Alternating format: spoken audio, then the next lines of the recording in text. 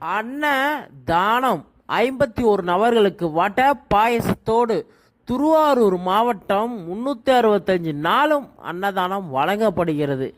ஈதல் பசி தீர்ப்போம் அறக்கட்டளை. மக்களே, தயவு செஞ்சு ஷேர் பண்ணுங்கள். உங்களால் முடிஞ்சால் உதவுங்க.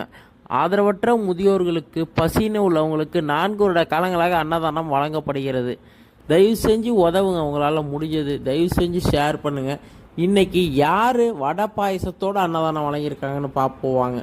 ராஜா அமுதா அவங்களோட 29வது வருடம் திருமண நாள் இன்று 51 நபர்களுக்கு, ஆதரவற்ற முதியோர்களுக்கும் பசின்னு உள்ளவங்களுக்கும் அவங்களோட திருமண நாளுக்கு இன்னைக்கு இத்தனை பேர் பசியை போக்கியிருக்காங்க.